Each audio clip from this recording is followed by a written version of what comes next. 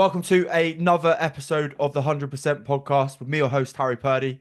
Today, I'm absolutely delighted to be welcoming online coach Gary Lane to the podcast, who is, let me rattle this strings and bows list off for you, listeners, psychotherapist, somatic experience practitioner, ADHD expert, and legend. Welcome to the show, Gary.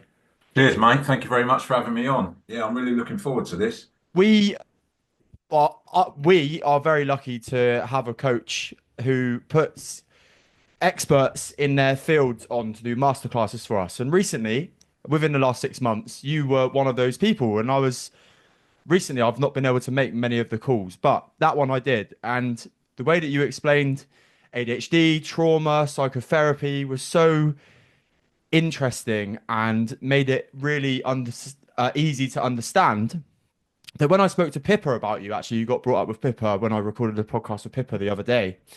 I was like, why have I not invited him onto the podcast yet? And here you are.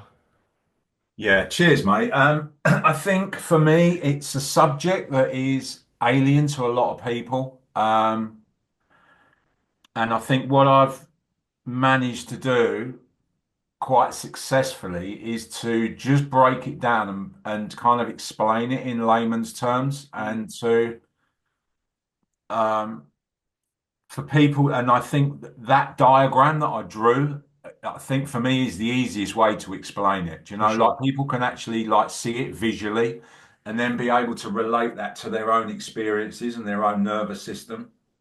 Yeah. So, for the listeners' perspective, can you describe the diagram that you drew? Obviously, like people, to be fair, we've got watchers on YouTube as well. So, I know it's a bit of pressure to do it now, but is there any way that you can summarize that in a real easy to understand way for people to picture that in their heads? So basically, we have our nervous system is it has one role fundamentally, and that's to keep us alive. So I think what you have to do is you have to look at it through an evolutionary lens. So you have to kind of rewind 2 million years. When we were on the planet, we are basically animals and we were kind of cohabitating the planet with other animals. So we were literally at risk to life, threat to life every day of our lives. And basically it's how we survived. Then you fast forward 2 million years and you live in an environment where it's not particularly kind of helpful. Mm. So the way that I explained it is through that evolutionary lens and like from a physiological perspective. And what happens with human beings is like we get stuck in fight or flight or freeze, whereas we are supposed to transition between them. We're supposed to go into fight or flight when there's any real threat to life and then come back out of it. And that, and depending on, how much threat there is, in our environment, we just transition between the two of them. And then when we have an experience where there is real threat to life, so like we've been caught by a wolf, then we go into freeze. It's where our bodies start to preserve itself on its kind of the most basic fundamental level. So like there is a release of um, chemicals into the bloodstream that kind of reduce pain, almost like an anesthetic, because it hurts quite a lot. I imagine it hurts quite a lot to get eaten alive, so like, again, from a fundamental point of view, that's where it comes from. Is that adrenaline as well? Is So that the included? adrenaline's in the fight or flight. So when I work with people or, you would work with people, that use fitness to, I guess, achieve that kind of adrenaline level. So we almost get like we become physically addicted to the release or the feeling of the chemical release of adrenaline and cortisol. So, you've heard the term adrenaline junkies, et cetera, et cetera. Like that's where that comes from. And people find it incredibly difficult to sit still. because they've got all of that, and that's where like the ADHD kind of, traits come in. There's loads of energy in the system from the adrenaline, and then when we sit still, our nervous systems drop so much that our brains then find ways for us to be able to kind of either kickstart that adrenaline again or create a chaotic environment for us to go back into where we are literally back in fight or flight. So it's like, so the way that I described it is, is where people can actually see where they are on the diagram, either up at the top in fight or flight or down at the bottom in freeze. And what we're trying to do is we're trying to this middle part where we experience safety. Most people in my experience are world class at telling me how shit they feel. Do you know what I mean? But they're less kind of versed in telling me what it feels like to feel safe. So we work on that first, and then we work on the edge of discomfort. So like, it's all through a lens of fear. Mm. And then generally what happens is, when people struggle with their mental health, their worlds start to shrink because they start to avoid the things that they perceive as fearful or uncomfortable. And You then know, that state where we're calling it the freeze state, is that the kind of situation where people will have been in fight or flight for so long that yeah, in the medical yeah, terminology, yeah, mentally they're depressed, and yeah, that's when they yeah, stop doing even the most basic functions. Yeah. yeah. So the body goes into recovery basically, do you know, like because they've spent so long being kind of overly stimulated. I think one of the ways that I described it as is like, if you think about the human body like a house, and you go to Curry's and you go and buy every single electrical appliance in the building, and you come home and you just plug it all in. After a while, the electrical system in the house is gonna trip out, isn't it? Do you know what I mean? There's too much load on the system. That's basically what happens to us as human beings. People will come to me and go, "Well, I don't know what it is." And I'm like, "Well, it will be no one thing. It will just be like the straw that broke the camel's back. It will Yeah. just be one thing that's just overloaded you. And then the nervous system just then goes into shutdown. So then what you would experience, as you quite rightly said, in freeze is apathy, lethargy, low mood, depression, like that kind of treading treacle kind of thing. But the most important thing that I encourage people to take away from that little bit of training is that the most basic definition of trauma is anything that your nervous system perceives as too much, too soon, or too quick will again overstimulate the nervous system. So we're in a situation where to come out of freeze, you can't think your way out of freeze. You have to move your way out of it because you need to access the sympathetic part of the nervous system, which is the energy part. So, but you have to do it in such a way that it's not too much too soon or too quick. So, like, there's a two-pronged plan of attack for it. One is to establish safety in the nervous system. So, like, what you want to do then is that's the equivalent of pulling out some of the appliances, like loosening the load. Problem with that is if you think about it again from an evolutionary point of view, the point of fight or flight is survival, yeah? So you are literally running away from a physical threat to life. What is the one thing that you can't do? Stop. Yeah. Which is and that's what I'm encouraging you to do. I'm encouraging you to slow down.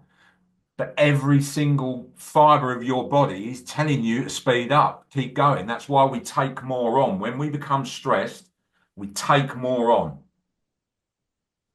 So therefore, it's about challenging our mindset and being able to kind of slowly pull things out, unplug things, whilst nurturing and finding things that nurture our nervous system, that benefit our nervous system, whilst doing it in a way that is nurturing rather than triggering. So, like a gentle walk in nature with no phone, so you're just kind of using your senses to kind of bring in nature, which is a way of soothing the nervous system, rather than going to do a HIIT class or running a 10K as fast as you can. Because Mm. again, that's stressing your nervous system.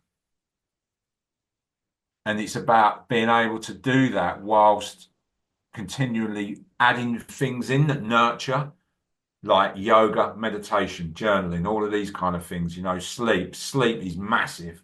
Mm. Nutrition, etc., etc., etc., etc., whilst looking at your life, looking at how you preserve your energy and capacity. One of the things that comes straight to my head, there's so many things, and even I'm linking back to my story as well, which I'll come on to shortly. But one of the things that you'll always encounter in the coaching business, especially when you're looking at wellness as a whole, and I've worked with clients who are outrightly coming to a session either online with me or a consultation online with me or in person where they're stressed. You can tell they're stressed and they're speaking about their challenges and how they've got to do this, that, the other, and a thousand other things. Yeah, And I'm like, let's just listen to what you said right now. How busy are you at the minute? And how much time are you taking for yourself? Oh, none. Have you thought about taking a 20-minute bath for yourself, do it, having a meditation, looking into breath work, anything like that, where you just slow the nervous system down and, oh, I don't have time for that. yeah, Oh, I exactly. can't do that. Yeah, And it's as you're describing that, like yeah, all the plugs being in, you're trying to show them, look, that plug there, it's overpowered. Just unplug it. Can't yeah, do it. yeah, Can't do it. Can't sit there. And I'm like, that's probably, if we're looking at it, do you think that's probably where the issue could be, is that you're just yeah, running at 100 miles an hour all yeah. the time? Yeah, like I encounter that all the time. So, like the online men's group that I do, generally it's men in their 40s, 50s, businessmen that are just burnt out. So, like, and they will come to me and they will go like, and you can hear it in their voice because they're talking really quickly and they're talking like this and they're da da da da da da da da da da. And I'm like, okay, so what can we look at? Like, and I'm asking them like, offering suggestions like journaling or that.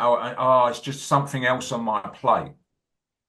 And I'm like, okay, so where can you start to unplug? Let's look at that. Let's look at streamlining. I can't do any of that. Like I've got too much to do. I'm going, okay, so where can you start? And there was a fellow that I was working with. Well, I'm still working with him, but we started working probably, I don't know, the end of the summer last year. And I said, okay, let's trial something. If you're that indispensable,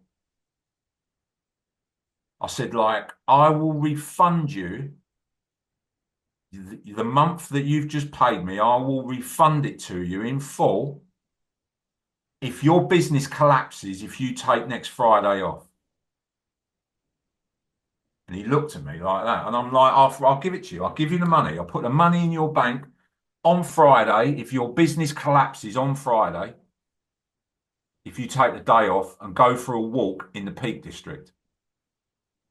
So he rung me up afterwards, like he sent me, and I said to him, send me a WhatsApp message when you've done it, if it's something that you'll be up for. And he was like coming out of all his excuses. I'm like, I'm not interested. Do you know what I mean? Like, just like yes or no. I know it's scary, just yes or no, will you do it? And he went, all right, I'll do it. So I said, like, you need to leave your phone at home. You might want to put something in place. Do you know what I mean? Like who's gonna, leave you, like give your phone to whoever to take some calls. And I said, but I will refund you the whole month if your business collapses without you being there, because it sounds like you're a really important part of the business.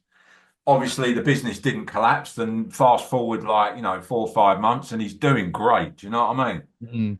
It's amazing. What I Yeah, think the catch 22 there is. So when people are feeling anxious slash they're Yeah, feeling that fear in their nervous system, which yeah, I'm assuming when somebody labels you could probably you can tell me I'm wrong here. When somebody, even myself, has labeled anxiety in the past, and if it's fear. even unknown anxiety, there's no real situation on the horizon that's making someone worried.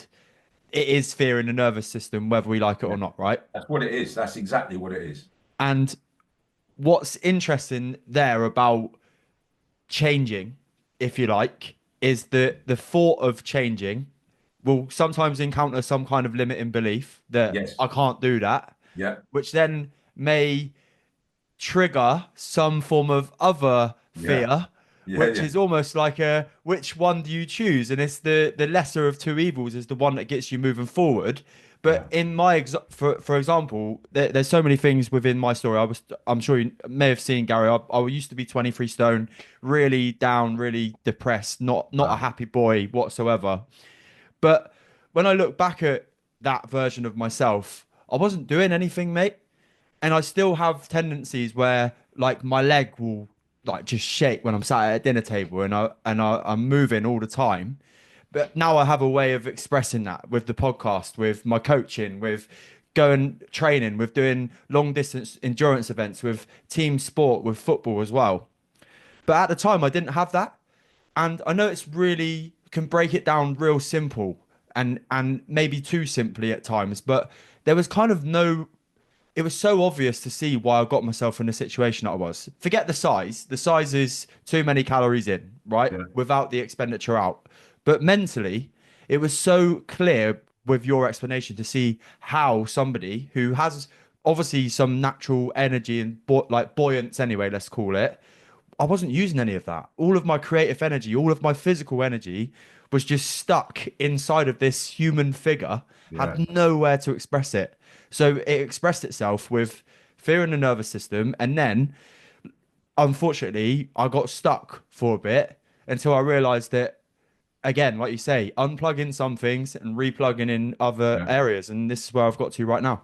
Yeah, and I think like it was interesting. So like to like rewind a little bit. So I've been a psychotherapist for over 10 years and I've done a lot of training. Like I've trained as an adult psychotherapist, I've trained as a child and adolescent psychotherapist, I've worked extensively in the youth justice system, I've worked in fostering and adoption, and both professionally and personally, I kind of felt a little bit stuck. I was working in fostering and adoption. I was a therapeutic consultant in that field, and this type of therapy just kept trauma therapy just kept coming up and coming up and coming up and coming up, and I'm like, I've not really heard of it, and it was somatic experiencing, and um, I thought, you know what? I'm gonna like book myself on for like an introductory to like weekend course in London. Went on it, and I'm like, that's the bit that's missing. That's the bit that's going to unstick me and my clients. So then I went on to study it for 3 years, and then I just loved the community. So then I kind of now go back every year to volunteer as an assistant on the training. So like, I follow a first year student right through their 3 years of training as an assistant and, work with them on that. But my point is, when I was studying in the first year, the lecturer was talking about being stuck on, like in fight or flight, with that constant adrenaline in the system, that constant energy that you were just talking about then. And he said that's why you find a lot of endurance athletes are their nervous system is stuck in fight or flight. And I was like, I put my hand up. I was like, can you talk to me a little bit more about that?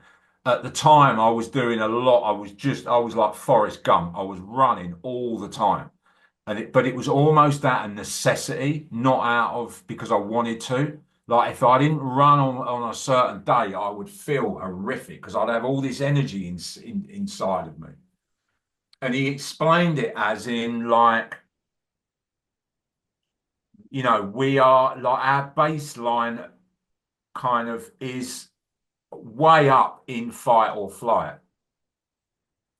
And a healthy baseline is in the middle of kind of regulated, the bit in the middle.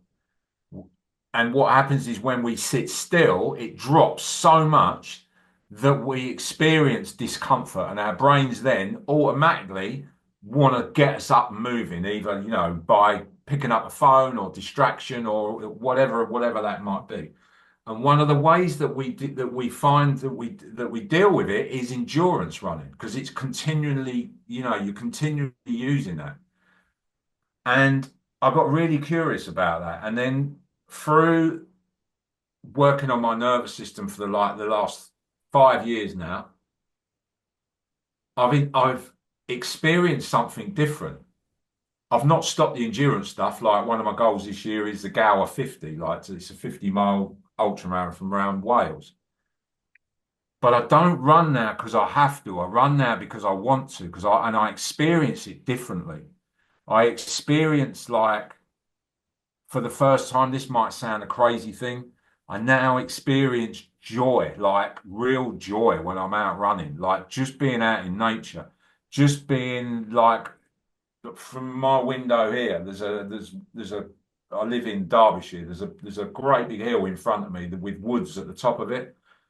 To run up the hill and through the woods in the morning when the sun comes up and the sun's coming through the trees, and you can hear the birds singing, etc., etc., etc. You can feel the warmth on your body. Mate, I've cried multiple times running through there, just experiencing joy.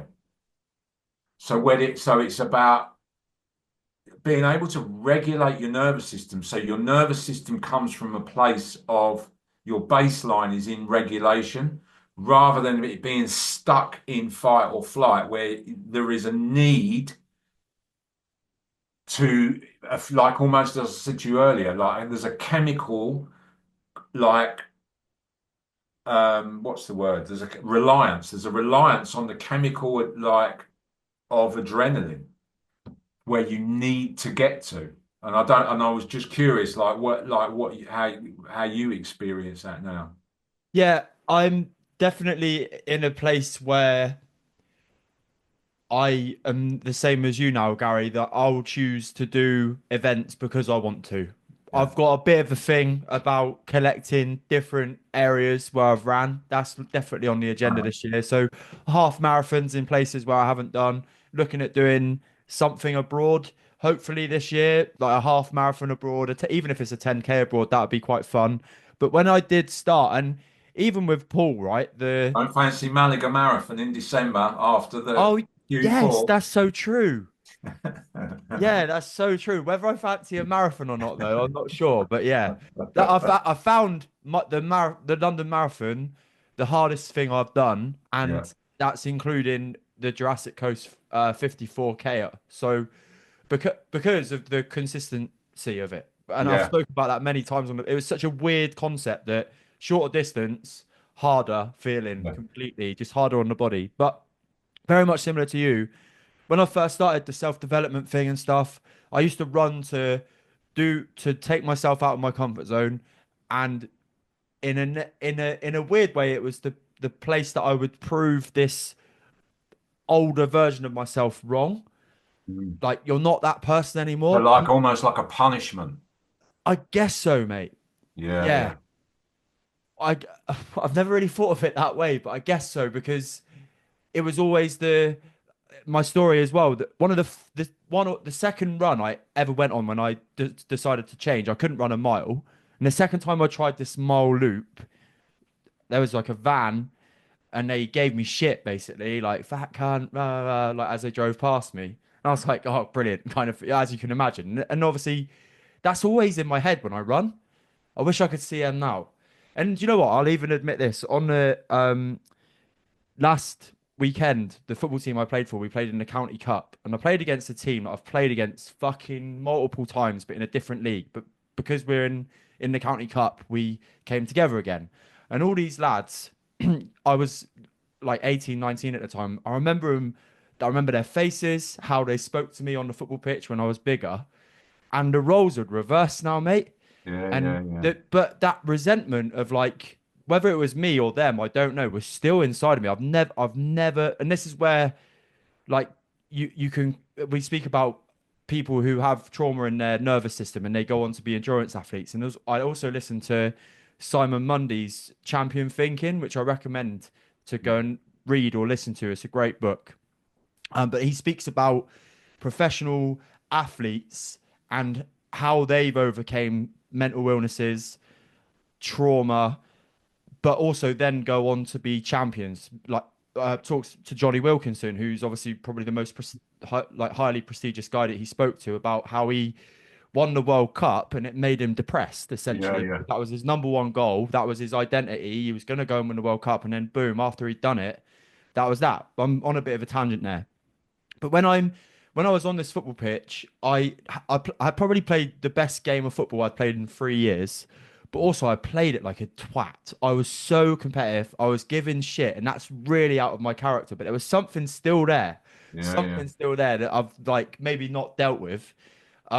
Bit deep, but we'll go. Like I think there's a reason I'm saying this, which Yeah. basically gives evidence to show that Simon Mundy in his book, he says that in terms of all Olympic champions and medalists, I'm pretty sure there's a percentage of I'm going to say it's 60% to 70% of those champions. When you speak to them about their story, they've experienced trauma in their childhood, Yeah, yeah. and that's given them the whether you Drive. call it motivation, Yeah, yeah. drive, self punishment in terms of some of the training that they do to go on and achieve these great things. And and then you can go into the whole, well, if you don't go through that challenge, you're you would never have become the person you are. But Yeah. at the same time, you got to think of it from a perspective of when you're talking about that place of fear Mm. and that place of safety, calm, serenity that we all love to experience. How long have they been sat in that place of fear throughout Yeah, their yeah. career to get to that point? It's just a really interesting topic, I think. Yeah, it is. I think, and you know, and I think a lot of people they don't know any different, do they? Like they, and I guess the problem with it is that it's like from a physiological point of view, it's not healthy. Like the, you know, like the side effects of it are, you know, there's multiple side effects. You know, there's a lot of kind of inflammation in the system. There's a lot of issues because of when we go into fight or flight, you know, our stomach starts to shut down because we don't need to waste energy whilst we are kind of processing food. So, like people, you know, will have a lot of gut issues. Um, you know, there is, you know, like chronic stress in the body puts, you know, like even looking at, you know, our autonomic nervous system regulates our blood pressure. So, like, you know, you know, there's a vast increase in blood pressure. And also, you know, the messages that get sent to the brain, like 80% of the messages that get sent to our brain come from our gut. Wow. 80%, which is the reason why you can't think your way out of it. Mm. Do you know, like you have to regulate your nervous system first before you can then activate the part of your brain. Um, which is really interesting, isn't it? Like from when you think like the link between the, you know, you can't, and that, you know, and everyone, you know, it's now common knowledge that you can't separate the mind from the body. Yeah, and then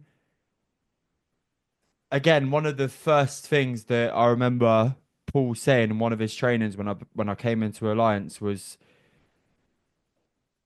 mental health needs physical support. Yeah, And one of the most critical things around that, and obviously we see a lot of the guys and girls in Alliance and Inner Circle have challenges with is obviously like size and alcohol and substance abuse, right?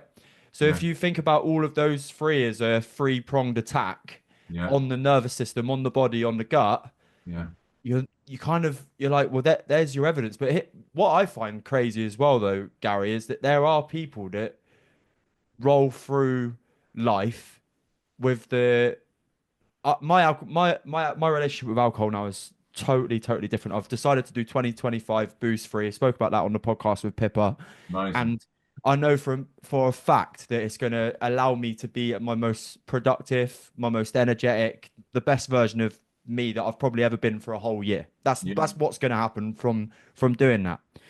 But alcohol dependency doesn't just an alcoholism, in my opinion, is labeled as like alcoholism. So somebody that will go out and drink a bottle of whiskey a night and whatever, and then wake up and do the same thing, which is horrendous if you get yourself in that situation. But there are also individuals and people who rely on alcohol to just dwindle and just hold back that fear in nervous Yeah. system, Yeah. and then wonder why they kind of have to have that two glasses of red wine, the two beers on an evening. Yeah. But and like I guess we're lucky because we've had the training, but I'm just like, geez, if I did that every day, I know what version that would create of me. Yeah. And if and it's just the knowledge of I don't know what I'm trying to say here really. I think it's just around the knowledge of what knock-on effect that can have, like Yeah. on the gut, on your overall health, on Yeah. your overall energy, Yeah. the the level of fear in the nervous system that these people must be feeling to think that that's just the normality of the situation and go round and round and round and round and round is challenging to me to think about that. Yeah, and I think like absolutely, and I think I've been in that camp myself. Like I used alcohol, and this is the crazy thing. Like I wasn't even aware of it. So I had a near-death experience when I was about 18. I got stabbed at a party, and I basically used alcohol to manage social situations. So, like the fear in my system, like I was not aware of it at all, not remotely aware of it. But it was only once I'd stopped drinking that I was then able to be aware of my nervous system and myself in social situations. So I would become like when you're in fight or flight, your senses will become like highly kind of attuned to your environment. So you become like, your eyesight, your hearing becomes very kind of I'm trying to think what the word is now. Pinpointed. Yeah, Yeah. like really kind of attuned to your environment. And I wasn't aware of that until after I'd stopped drinking. So I'd go out for some food, or I'd go to a social situation, or generally like kind of, after we'd finished, if there was a fell kind of like a running um, event, we'd go to the pub afterwards. But I wasn't aware of actually how my nervous system was processing the environment. So I would find it extremely uncomfortable, like through like auditory, like I would experience it like, so it was so loud in there. And it was only once I'd like given up alcohol, I could then start to kind of unpick it and just be curious about my experience of that. So being able to then to start to regulate my nervous system, like before I'd go into that environment, so I wasn't already activated when I walked into it. It's really, and then it was like, oh, so like that must be the reason why. And then I was speaking to somebody else, like a colleague of mine, and they was like, well, you probably had complex PTSD from when you got stabbed, but you weren't even aware of it because you were numbing it without every time you went out, you would numb it with alcohol. And I'm like, that's the reason why I would always drink when I went out. I would never not drink when I went out. Subconsciously, I'm soothing my nervous system because of, how It's I was experiencing it. it is in some ways it's amazing what our bodies and our brains can Yeah. provide us as feedback from situations, and we've all got scenarios and situations, and it can go all the way back to your childhood. And the more I listen to podcasts and educational pieces around how much your childhood has a knock-on effect on how you operate and behave as humans. I was listening to a podcast yesterday, and the doctor on there was essentially explaining that in a relationship, you're never just projecting what's going on in a relationship with your partner. It's what behavior that you have remembered from a parent or a teacher or Yeah, an ex-partner that comes into this whole mix. And you're yeah, dealing with not just one person and yourself, you're dealing with everybody you've had a relationship with in the past, yeah, everybody who's had any influence on your growing up as a child, and your educational system as well.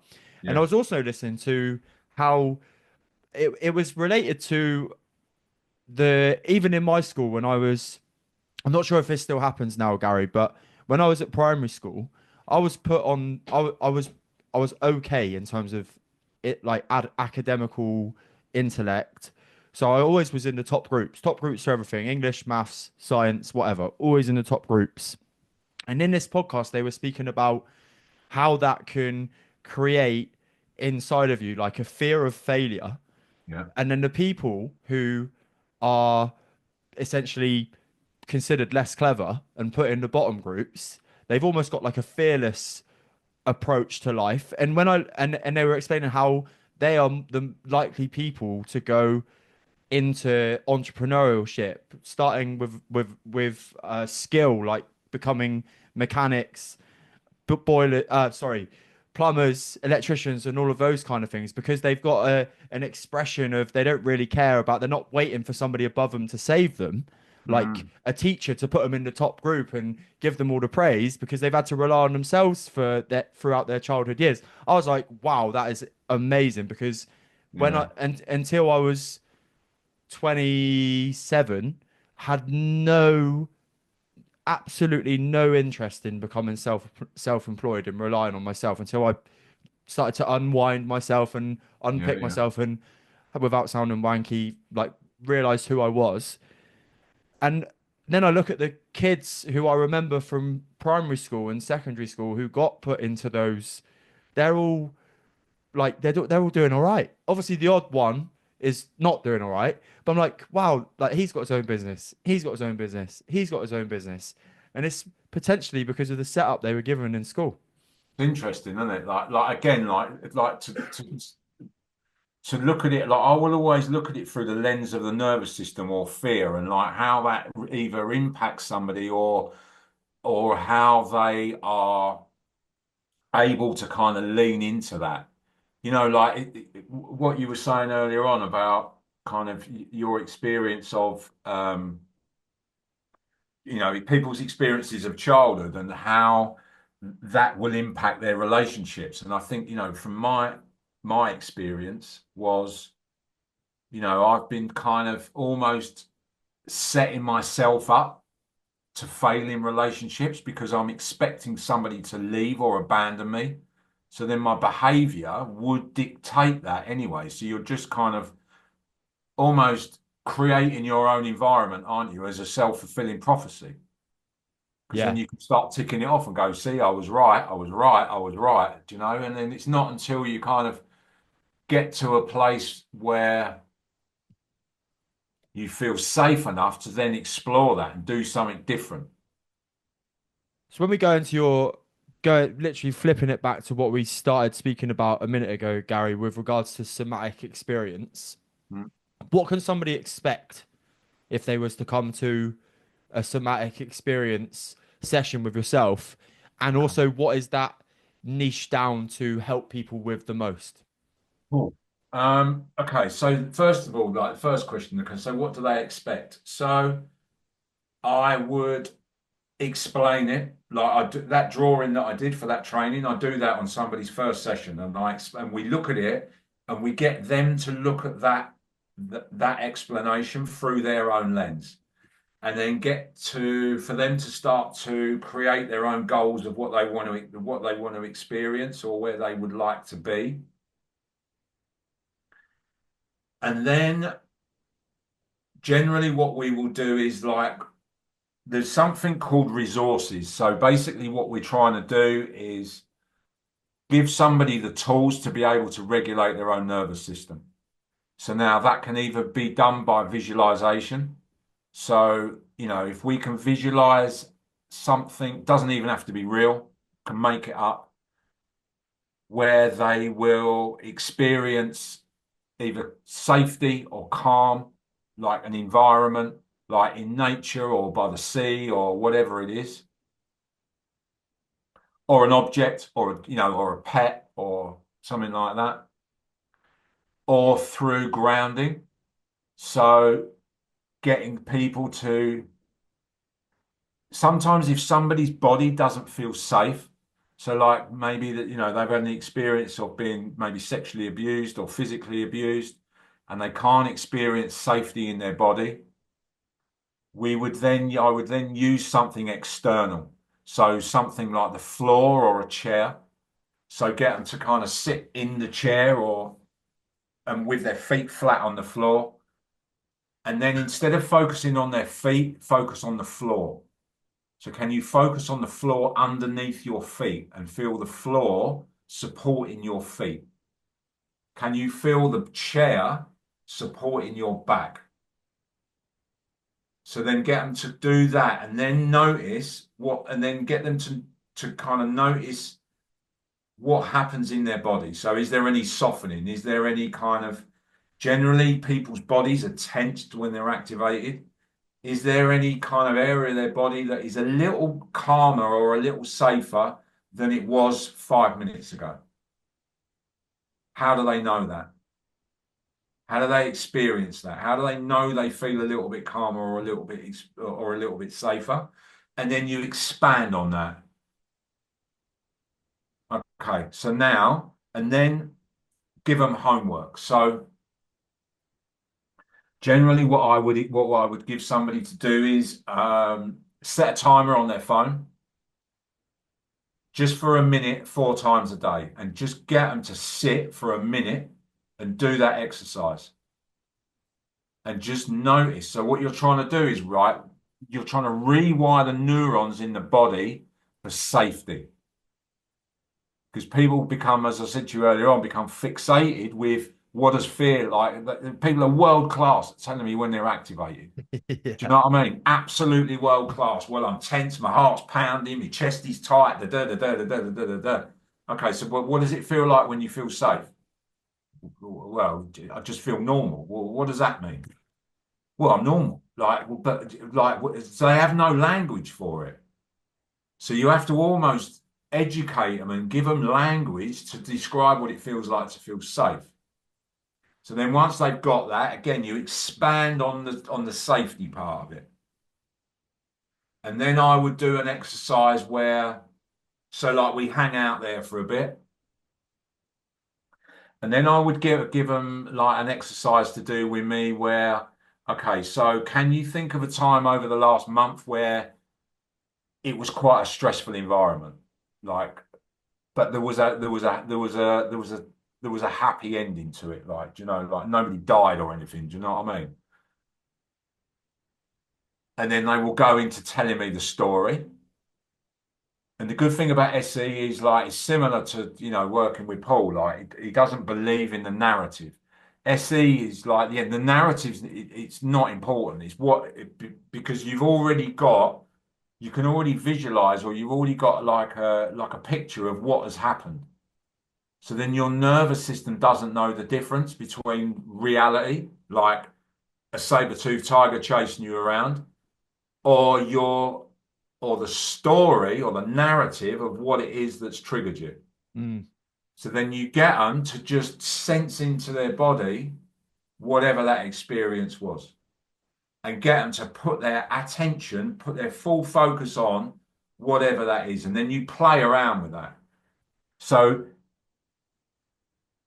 generally, if you sit with the intention for long enough, so sit with the feeling of anxiety or fear in your chest, if you sit with it long enough, it will dissipate. Like if it becomes too much, then you move back to what does safety feel like. So then you move from safety to fear, safety to fear, safety to fear. So then what happens is your body becomes, you have more capacity to sit with fear in your system. Because actually, most of the fear that you experience is not real. You've created it. So therefore, what you do is then you kind of develop a language where you can use your own words, but I would say something like, I am experiencing a lot of fear, or I'm experiencing a lot of sympathetic charge in my system, but I know that I'm safe. Because generally what happens is as soon as people start to feel it, they will then go into down the rabbit warren of like Why? creating more of it, Yeah. Why am creating I more of feeling it. like this? Yeah, What do I need to do? yeah. Add another plug into the wall and all those Yeah, kind of things. Yeah. overthinking it. So, like in SE, one of the things like that I would do. Somebody says to me, "I've had a panic attack." Take those words out of the dictionary. They don't exist in the dictionary anymore. Because as soon as somebody starts to think they're having a panic attack, they go, "I'm having a panic attack." What does that do? It creates more of it, doesn't it? So if you just go, okay, so I'm experiencing a lot of sympathetic charge in my system, but I know that I'm safe. And then they've already got the tools of regulation from before, from the minute like that they sit. When I said set your phone for a minute at a time, 4 times a day. Ideally, you want to practice that hundreds and hundreds and thousands of times. So then, as soon as you start to feel overwhelmed when you are out in society or out in the community, that you have then the capacity to be able to regulate your own nervous system. So you're not, so you're then operating from a much more capacity. Yeah. I completely get it. And yeah, I think it's such a great way to look at it. I think So one of that was the the first part of the question. What was the second part of the question? second part is what are the main kind of things that people would come to you to try and help Right. themselves with So when they, yeah, come to your sessions? two things really. One is one-off trauma. So, like if they've had an accident or a hospital, procedure that's gone wrong, or something where they've experienced, or a car crash, or something like that, like where it's repeatedly coming back, like they're having flashbacks or whatever it is. So, like that, or developmental trauma. So, like, however that manifests. So, like, when they are stuck, so like when people are burnt out, when they're stuck in fight or flight, or they're stuck in freeze. So, like, it would be either, yeah, one of the two. It would either be developmental trauma or it would be like a one-off thing. I think what's really interesting about the whole fear in the nervous system as well is it's always related to a feeling of self, isn't it? And Yeah, and like I am feeling this way, which then in turn, when you go into the whole Buddhism pragmatic approach to how we separate our sense of self between our ego and just it is yeah, is something that I've looked into in the past. And when you take the sense of self away from the feeling that you're experiencing, yeah, it can almost give you a bit of freedom, but that really does take practice and also like a different approach. Because if you said to somebody in general, Gary, your thoughts aren't necessarily you, they're yeah, just yeah, a thought. They're just yeah, coming and going, blah blah blah. You can get the whole like what the fuck kind of yeah, look, yeah, can't you? yeah, And yeah, you have to meet somebody where they're at. But the other thing as well that I don't know if I mean I'm gonna say it's a healthy way and just the way that I've taught myself is that when I used to have the feelings of fear in the nervous system, anxiety, depression, low mood, whatever it was, I completely did what you would say. I would go into the rabbit warren and try and find out why. Like, why is this? And then I'd link it to an old situation that might be having an effect on me now, which is where people can get stuck in that story loop, right? And yeah, never yeah, yeah, break free sometimes. Now, if I do feel that sense of anxiety, whether it be in my stomach or sometimes I feel it like in my shoulders. I get yeah, a bit like hunched forward and tense, especially if I'm in a meeting that may be quite uncomfortable or an awkward conversation, that's where I feel it. If it's more life based and I don't like, there's no real specific reason why I'm feeling it, I feel it more in my stomach. I'm like, that's interesting.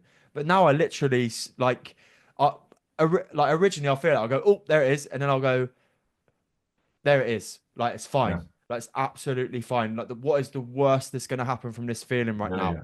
And I think as well, there's something that's really important is that sometimes this feeling we can welcome, we can give it a safe space, and we can, if you don't mind me saying, by the way, it's important that we say that we can give it a safe space, we can give it an environment to just be, we can give ourselves the room to breathe and recover. But sometimes if that feeling is coming from a sense of you know that something's not right, you know that you're in a situation that is causing you stress, you know that work is becoming Yeah. way too much for you to handle right now, you know that a relationship is probably not going to last forever, which I can speak from example given this one, and you know that there's an unhealthy situation going on right now, like it's not something that you can just sit in and it's going to go away. Like Yeah. there is a situation there that you need to handle, and I also think that there's a real not there's a real balance there between understanding your nervous system Yeah. and allowing your nervous system to relax and be at one, be yourself, but also that's not an excuse to then run away from actually taking action from what needs to happen in your life right now. Yeah, exactly. Yeah. And I think like one follows the other, doesn't it? Like it's about, can you kind of introduce some kind of regulation into your nervous system and safety into your nervous system, and then you can then access the part of your brain where you need to action the thing. Do you know what I mean? But then when you're actioning the thing, some people get caught up in the fear of it, which then paralyzes them so they don't do it. So the more you introduce so the more capacity you have to deal with fear, you are then able to action something because you know that it's not going to paralyze you or it's not going to kind of just wipe you out. Yeah, You know that it's just a normal feeling of fear because you're doing something that is uncomfortable. yeah, I completely agree. In So one terms of the of one of the sayings in SE, mate, is like, you need to become more comfortable being uncomfortable. yeah, which is which is where again that balance between, yeah, like I'm sure you've had many conversations with clients in the past where you're getting them to the answer, but that means an action that they've never done Yeah. before. Even if it's if we use me for example, even if that is taking the plunge and looking after your physical health better for the Yeah. first time, there's that balance of looking at the future and going, oh, like all of these feelings and stuff. Harry's given me the answers and shown me the answers of how he's going to help me conquer these feelings and the confidence around myself and all of these kind of things right now. And then also, actually, like all of these things that I've said aren't like when they're sitting in that moment of making that decision, it's almost like they go, oh, well, it's actually not that bad. Do I need to spend that money? Do I need to change? And then it's that power of pain. And are you just comfortably numb right now? Are you comfortably just like not fulfilling what you can go and achieve? Yeah, absolutely. And I think and again, the reason that I asked you to think about or take away from any like the first thing about the nervous system is too much, too soon, too quick. Because any goal or any action that you need to take, if your nervous system perceives that as too much, too soon, too quick, it will overwhelm you. It will overstimulate you. So, and it's the reason why, any kind of coach will always work with their clients on, okay, so if that's too much, what are you going to commit to? What Yeah, can you do? Like, we don't need to be losing 5 stone. Can you just lose a pound? And how are you going to do that? Do you know what I mean? Forget your 10,000 steps a day. Can you just walk to the bottom of the road and back and commit to doing that every day? yeah, a Do you million know what I percent. mean? So I think and that's the thing, isn't it? It's like, I remember like like one of the things that I was most proud of last year um, was like I've been struggling for about 5 years now to get a balance between running and strength. Really, really struggle with it because I love running, mate. I absolutely love it. Do you know what I mean? But like I'd had this kind of mentality that it was one or the other, do you know, and like one was going to impact the other. And if I did a strength, if I was, if I started a strength program, it needs to be 3 or 4 times a week, and it needs to be this, and it needs to be that. And I'd start it, get like I'd just buckle myself, or I'd get injured, or do you know what I mean? And I just had this stop start all the time with strength training. And then last year, on the 1st of January, I made a commitment. I'm going to go, right, I'm going to go to the gym twice a week. That's it. Just twice a week. Just for half an hour at a time and just start. I went every week last year, even when I was on holiday. I did the strength program. I started the strength program, and I'm still doing it now. And now I do 3 times a week, and I probably do uh, probably about an hour at a time. Do you know what I mean? And like the balance I've got between strength and running is absolutely amazing.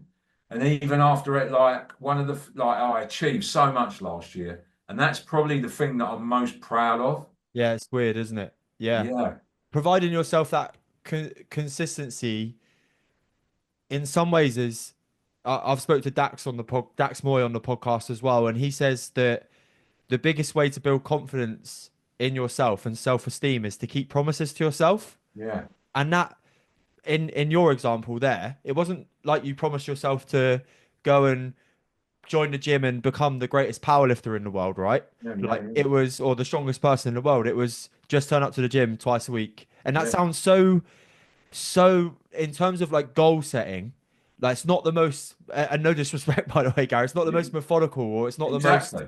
Yeah, groundbreaking goal in the world, but yeah, it was so specific, so to the point because you yeah, knew that you could commit to that, and then it got look at the achievements that it made you achieve at the end.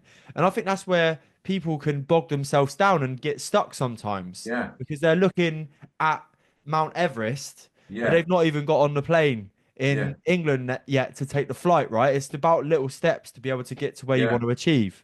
And if you can create that in the situation that we're talking about today, when you are feeling that fear in the nervous system, and that could be about a situation in your life, that could be about your health, it could be about any situation, it could be about a relationship, it could be about wanting to change jobs. Right now, the golden pinnacle is that you achieve the result that you want to achieve. So that could be ending the relationship, that could be getting the new job, it could be losing 5 stone in your example. But to go away from this podcast, I think me and Gary would be absolutely delighted, not if you achieved the goal within a week, but if you just took one step towards it. yeah, And that could be having a conversation with a mate about your situation at work or in your relationship. It could yeah, be that you just have a conversation with a coach about the health issues that you're going through right now. It could be if you are somebody that's got stress, maybe thinks that they've got some trauma in the body, could be inquiring with a local counselor or somatic practitioner to start to unwind and unwire all of these feelings you have in the body. We're not looking for perfection. We're not in the world of self-development. You'd be a you'd be a liar to say that you've been perfect in anything you've done. Like, and I'm not just saying you and me. I'm just saying anybody. Like, even yeah, going yeah, to the top, like James Smith, Chris Williamson, Joe Rogan. All of these people make mistakes, but yeah, the one thing that I'd even say that you and me have got in common, and the people at the top, is we just take a step forward every week. yeah, And that step forward could literally be that you've just put one foot in front of the other. yeah, Or one week it's going to be 3 massive steps, it's going to be 3 meters. And then some weeks you may take one step back, but you know that the following week you're going to get up, you're going to yeah, yeah. set your goals, you're going to get yourself out of that feeling and into action to be able to start walking forward again. And yeah, I think I've gone a little bit of a rant there, but I No, think but you're yeah, like it's a really good point, isn't it? Because also as well, it's about what your perception of moving forward is. Yeah. Like, like somebody will come to me and they go, oh, I've relapsed or I've done this, like fucking beating themselves up. And I'm like, okay, but what have you learned from that? Do you know what I mean? Like, like the thing is, what we're doing is like when we're working with your nervous system, like one of the ways that I would describe it as like, like a snow globe. Yeah, yeah, yeah. So like, we're shaking the snow globe up, and then like there needs to be an element of time for that for your nervous system to resettle and kind of re-find its balance. And and that involves like a level of integration. So it's like if you don't start to put in some kind of support around you, some kind of like safety blanket, you are going to feel like this. I love this word. You're going to feel really discombobulated. Do you know what I mean? Like because what we're doing is we're changing the foundations of your kind of like existence. So like you're starting to experience safety. You're starting to feel like into your body. So you might feel quite overwhelmed some days. So therefore, like you might then, because you haven't fully implemented your kind of healthier kind of coping strategies, you might start reaching for this or reaching for that. Do you know what I mean? But like, it's okay. So then, how can you start to put in what kind of support can you start to put in? Like, so I did that then. Okay, so what can you do differently next time? Do you know, like, what can you kind of like look at? I used to explain it as, do you know the travelator at the airport, like where you get on one end and then you can't get off till you get to the other end?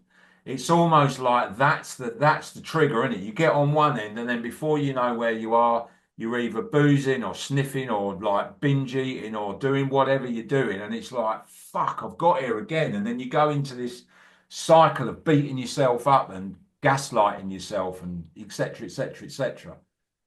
It's like, okay, so what can we learn from this? Like, and and I think for me, my journey, like it was like I just continually like falling down and just getting back up again, falling down, getting back up, falling, and then actually, it's like learning to walk. Actually, I feel a little bit wobbly, but I've got a lot more balance. Mm. So then you start, and then that starts kind of implementing into other areas of your life, and you're like, okay, so I'm now feel a little bit safer to take something on a little bit bigger and then a little bit bigger because you've got more capacity.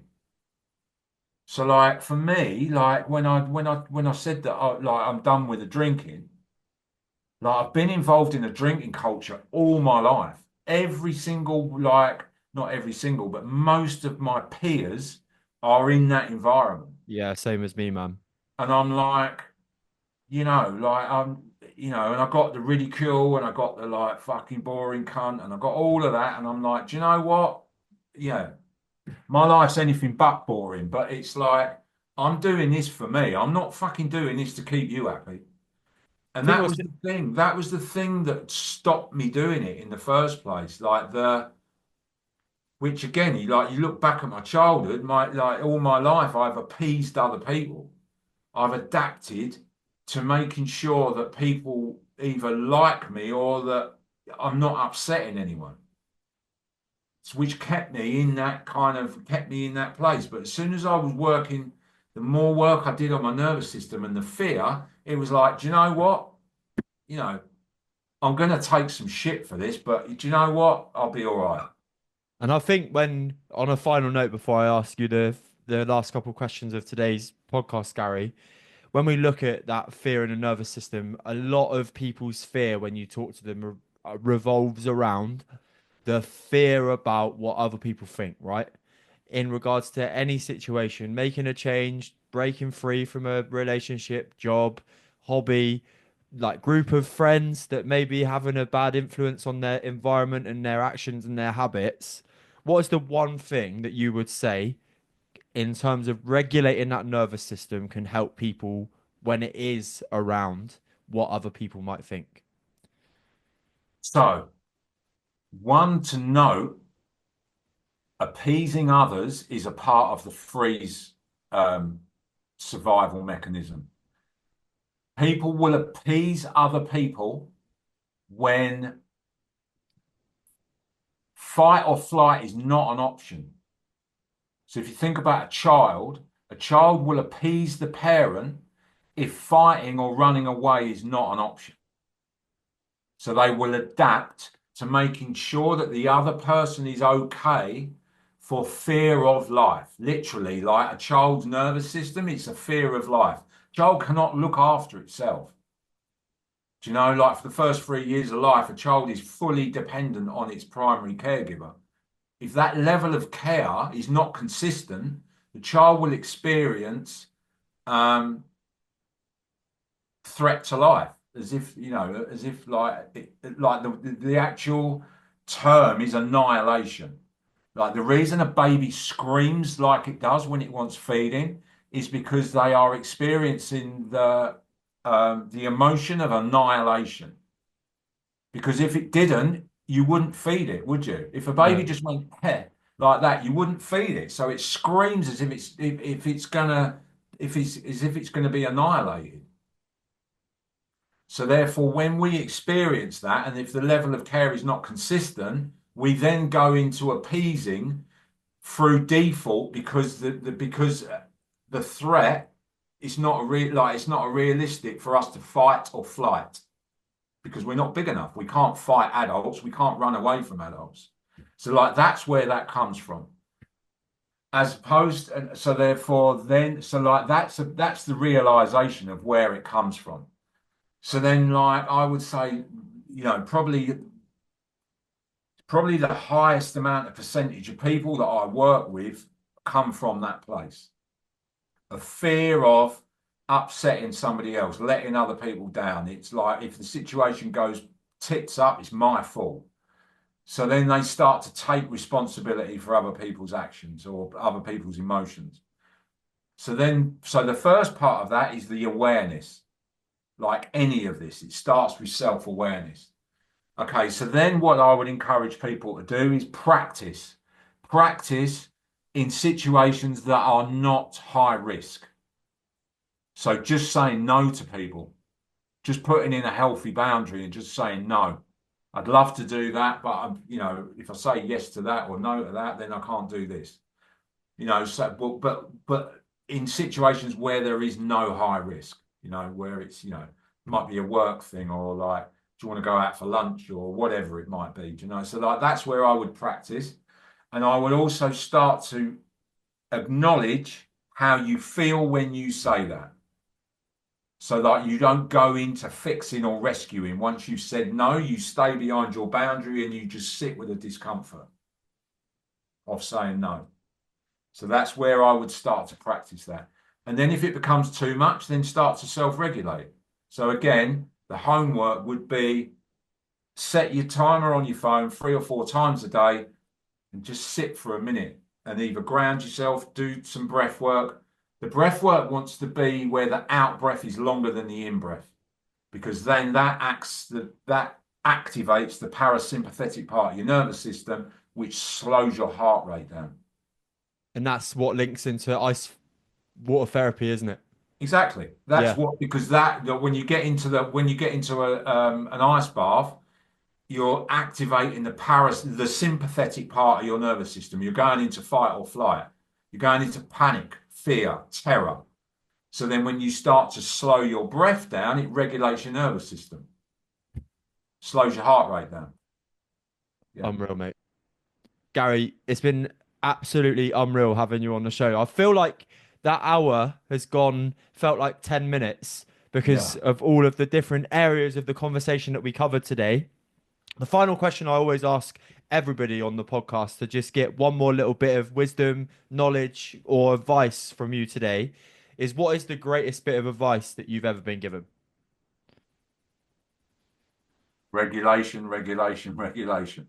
And if you were to go into that for people, So to regulate your nervous system, being able to have the capacity to feel safe in your own body, knowing that whatever is going on around you, that you're going to be okay.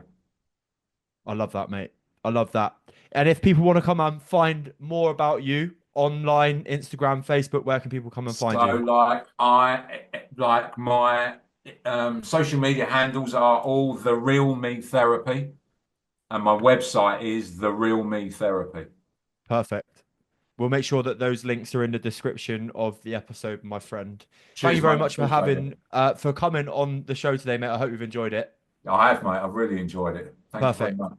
That's so good to hear. If you have enjoyed today's episode with Gary and me, please go over to Apple Podcasts and Spotify and drop a 5-star review. It goes a long, long way to helping the show.